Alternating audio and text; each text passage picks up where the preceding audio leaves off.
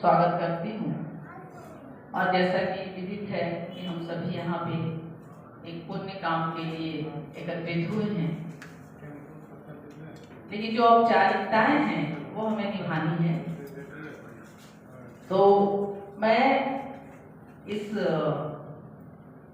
कार्यक्रम के मुख्य अतिथि आदरणीय डॉक्टर पुष्पा कुमारी जी, जो कि कोयलाचल यूनिवर्सिटी की स्टूडेंट वेलफेयर डीन हैं, उन्हें मैं आमंत्रित करती हूँ कि वो, और प्रीति जी से आग्रह करती हूँ कि उनको करके लेकर आए। आपका बहुत बहुत स्वागत है मैम। और विशिष्ट अतिथि के रूप में मैं आमंत्रित करती हूँ आदरणीय डॉक्टर नीलेश कुमार सिंह जी का, जो प्राचार्य हैं आरएसपी कॉलेज के, और साधना मैम, आप उन्हें मंच तक लेके आए। और मैं यहाँ देख रही हूँ कि हमारे बीच वरिष्ठ कवित्री के रूप में एक चिकित्सक भी हैं, रिटायर्ड शिक्षाविद भी हैं, प्रिंसिपल हैं, डॉक्टर सुदेश चुग जी से भी आग्रह करती हूँ कि आप भी मंच पे आए। डॉक्टर सुदेश चुग जी।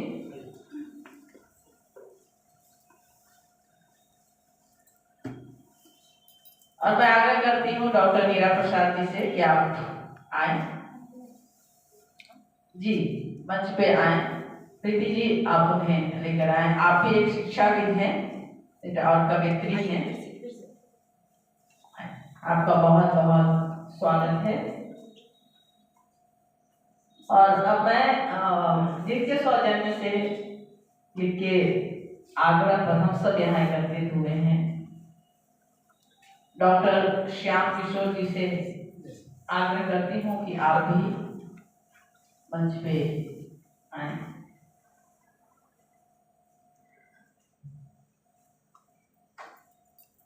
और ऐसे तो बहुत देर हो चुकी है, तो बिना किसी भूमिका के और अधिक देरी ना करते हुए मैं दीप प्रज्वलन के लिए आमंत्रित अतिथिगण से आग्रह करूंगी। और प्रीति जी और सरिता जी, आप भी आ जाइए दीप प्रज्वलन में मदद करने के लिए। आप सभी से आग्रह है कि दीप प्रज्वलन के लिए आप आए। और साथ ही उस पुण्य आत्मा के लिए जहाँ हम एकत्रित हुए हैं, और माँ सरस्वती पुष्प अर्पण के लिए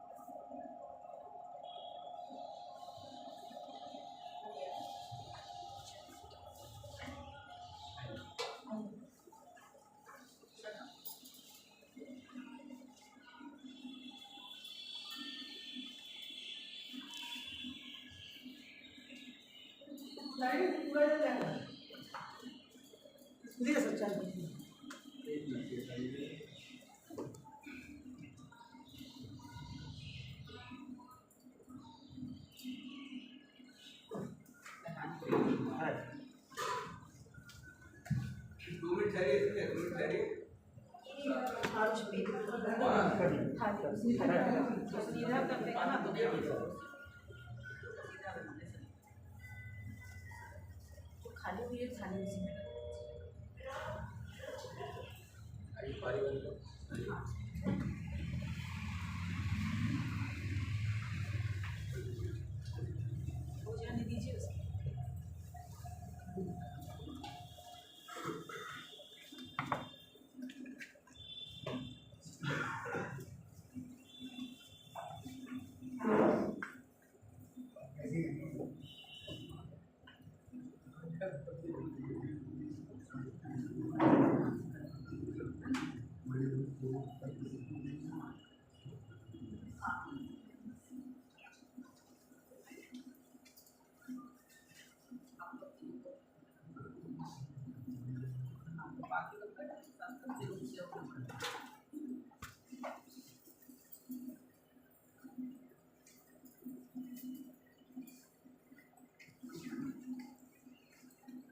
और ये हमारी औपचारिकता पूरी हुई।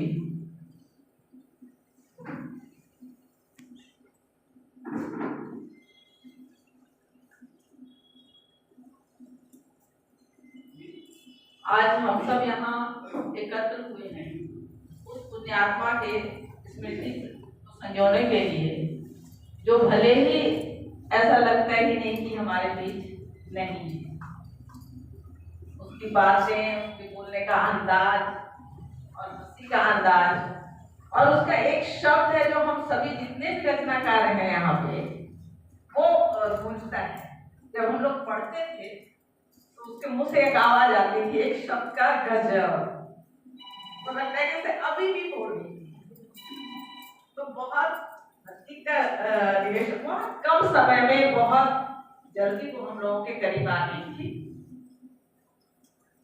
तो ये है कि रचनाकार वैसे भी कभी नहीं मरते, वे अपनी रचनाओं में हमेशा ही हमारे बीच जीवित रहते हैं। तो इस तरह से यहाँ पे हम सभी और कुछ महीनों में ही उसने सिर्फ मेरे साथ नहीं, मैं ये कहूँ कि मुझे लगता है कि यहाँ जितने भी हम लोग हैं सभी के साथ उसका रिश्ता बहुत नजदीक का और बहुत गहरा हो गया था।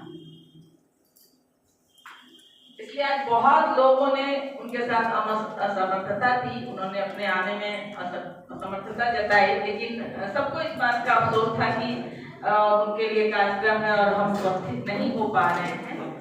तो इस तरह हमेशा उसकी जो जगह है वो हमारे दिलों में हमेशा बनी रहेगी। और यहाँ पे जितने भी लोग उपस्थित हुए सभी के दिलों में उसने अपनी जगह बना ली थी। उसको किस तरह से उसके बारे में क्या बोलूं क्या छोड़ूं समझ में नहीं आता, क्योंकि बातें इतनी हैं, यादें इतनी हैं कि शायद शब्द और वक्त दोनों ही कम पड़ जाएंगे।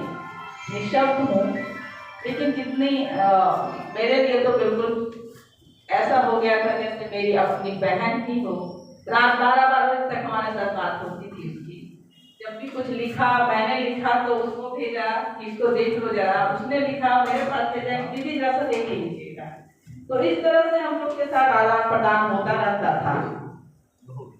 लेकिन उसकी जो लेखनी है उसने एक ऐसी छाप छोड़ी है, और हम ये उम्मीद करते हैं कि आने वाले समय में हमें उसका एक पुस्तक रूप देखने को मिलेगा। और मैं क्या कहूँ, दोनों ही ज्यादा समय नहीं लूंगी।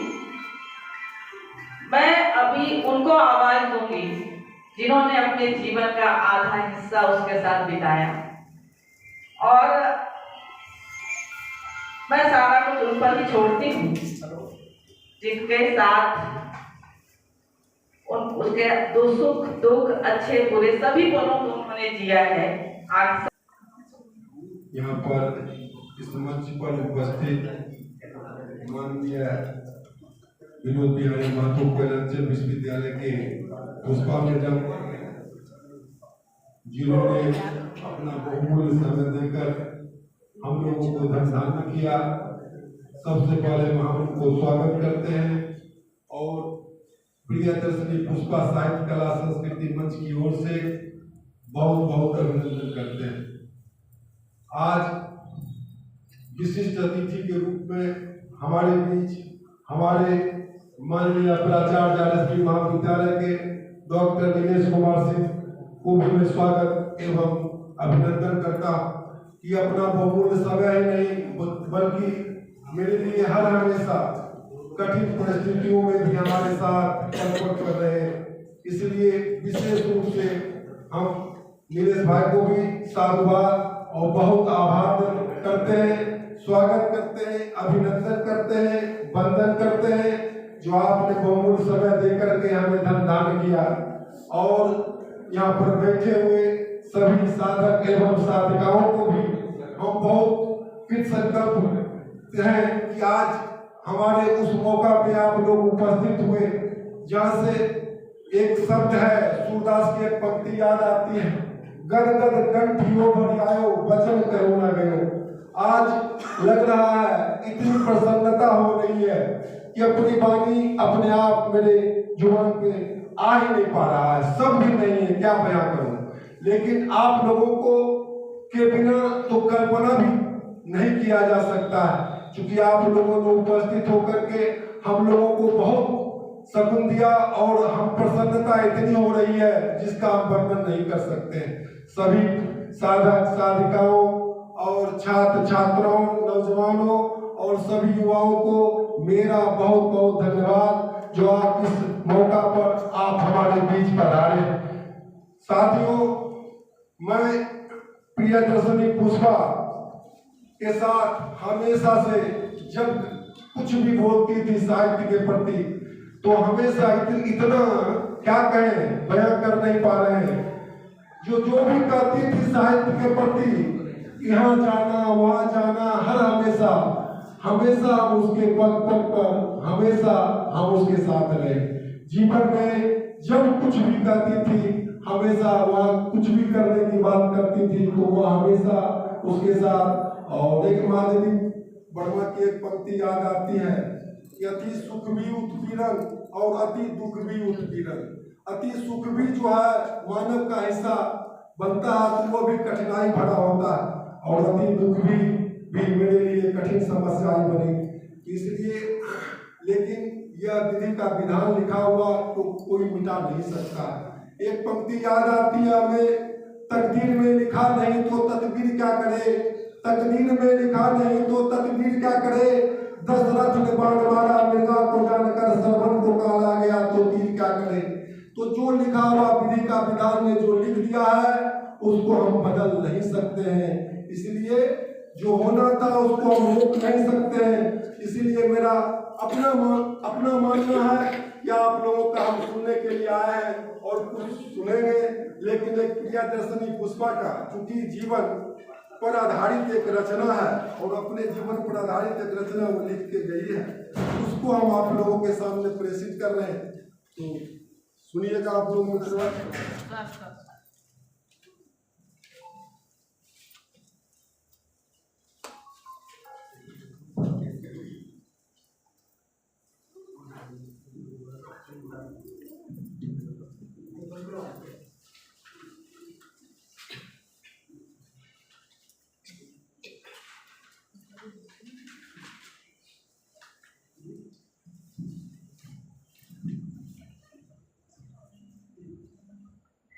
उस रचना का शीर्षक है मैं युग युगांत परिभाषा।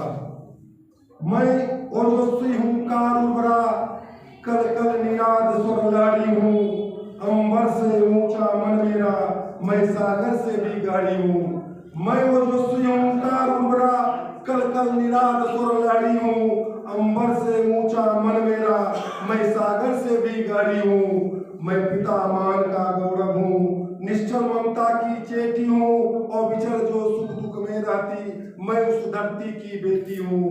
मैं भरती हूँ ऊंची उड़ान, पर मर्यादा की सेवी हूँ। नरभक्षी रोके रागर, बनती रंचंडी देवी हूँ। ना मैं फूलों की पंखुड़ियाँ, ना मैं कलियों की पाती हूँ।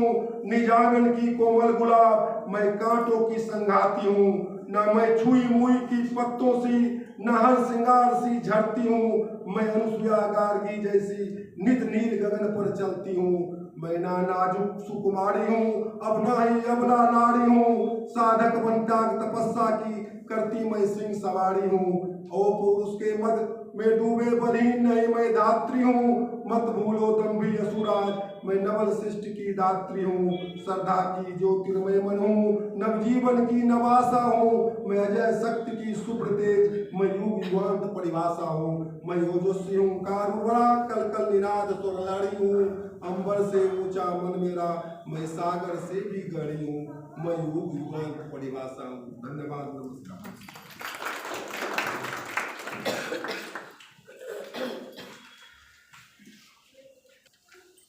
बहुत ही बढ़िया। पुष्पा की कोई भी रचना उठा के हम लोग देख लें, उसमें शब्द इतने सुंदर होते थे। और जबकि आजकल एक लेखनी का प्रचलन चला हुआ है कि लोग कुछ भी लिख देते हैं और उसको कविता का नाम दे देते हैं, बकरी पहाड़ पे चढ़ी उतरी खास खा गई कविता का नाम। तो ये चीज, इससे वो अलग हटकर एक नई परिभाषा गढ़ रही थी।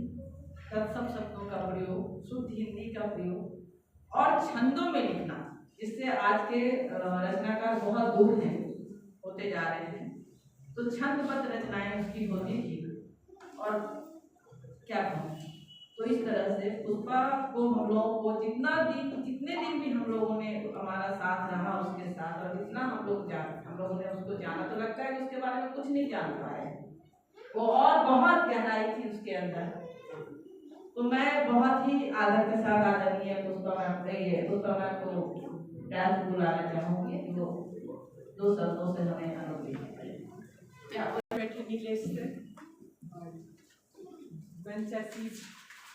मैं सबका नाम नहीं ले पा रही हूँ। श्याम किशोर जी और जितने भी यहाँ उनके प्रियदर्शनी, स्वर्गीय प्रियदर्शनी पुष्पा जी के रिश्तेदार, मित्रगण जो भी उपस्थित हैं, सबको मेरा नमन। और मैं शायद को गौरवान्वित महसूस कर रही हूँ, मुझे यहाँ आने का अवसर मिला। और किसी को याद करने के लिए इतने लोग जुटे, ये भी आज के समय में मुझे दिल से, क्योंकि मैं अब सीनियर सिटीजन हो चुकी हूँ, तो ये देख के लग रहा है कि किसी को याद करने के लिए लोग समय निकालें। तो ये भी आज के समय में एक, मैं क्या कहूँ, मिराकल नहीं, लेकिन आप लोग भी, सभी लोग इसके लिए धन्यवाद के पात्र हैं। और ये मेरी हमनाम प्रियदर्शनी पुष्पा जी, मैंने ज़्यादा मुझे इनको पढ़ने का मौका नहीं मिला है। साहित्य से मैं भी अभी रुचि रखती हूँ, और साहित्य के क्षेत्र में साहित्य का नाम रोशन करना। जब हम लोग आजकल सब AI और टेक्निकल दौर में जा रहे हैं, तो साहित्य को भी जिंदा रखना अपने आप में एक हमारी साहित्य के प्रति क्या कहें, भक्ति होगी, श्रद्धा होगी। और उनको बहुत, जैसा मैंने देखा, इन्होंने अल्पायु की ज़्यादा जिंदा नहीं रही, तो आप लोग आगे भी इनकी याद को ऐसे ही जीवित रखिए। और बस मैं 2 पंक्ति के साथ समाप्त करना चाहती हूँ। उजाले अपनी यादों के हमारे साथ रहने दो, न जाने जिंदगी की किस गली में शाम। ये शब्दों के साथ बहुत बहुत धन्यवाद मैम। और हम लोगों की पूरी कोशिश रहेगी कि जो आज भी हम लोगों ने श्याम जी के सौजन्य से जो शुरुआत किया है, उसको दूर तक लेके जाएं और पुष्पा की यादों को इसी तरह संजोते रहें। तो अब मैं अपने विशिष्ट अतिथि महोदय आदरणीय निवेश वाली से आग्रह करूँगी कि वो भी 2 शब्द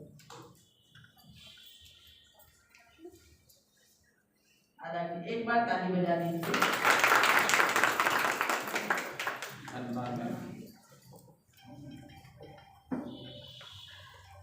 मंच पे उपस्थित हमारे विश्वविद्यालय की पुष्पा मैम और यहाँ इस सभागार में उपस्थित प्रियदर्शनी पुष्पा को प्यार देने वाले, स्नेह देने वाले आए और मंचासीन अतिथिगण, इस तरह से इनका नाम है प्रियदर्शनी पुष्पा। यहाँ मौजूद लोगों से पता चल रहा है वह कितना सुगंध फैलाती रही होगी, और इस सुगंध का ही असर है कि आप लोग यहाँ उपस्थित हैं।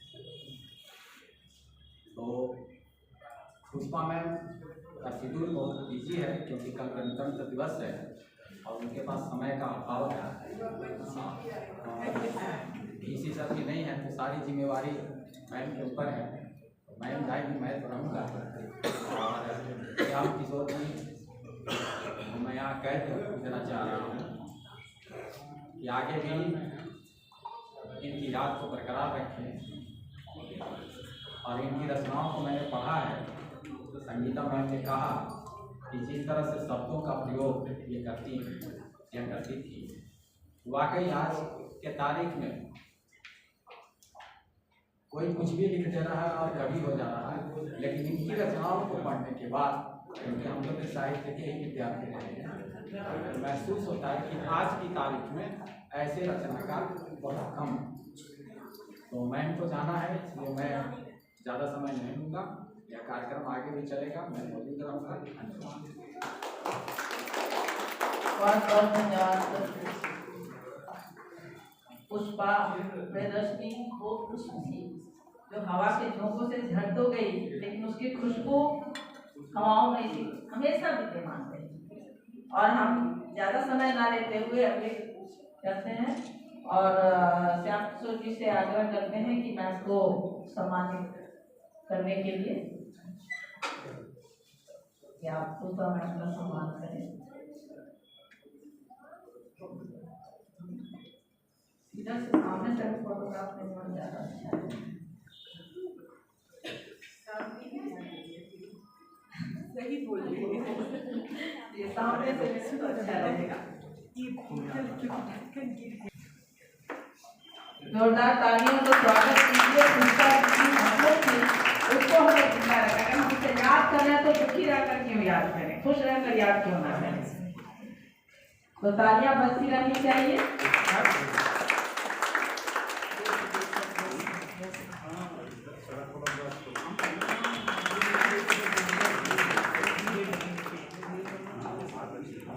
और अब मैं आग्रह करूँ कि आदरणीय विजय सर जी का भी स्वागत श्याम जी करें।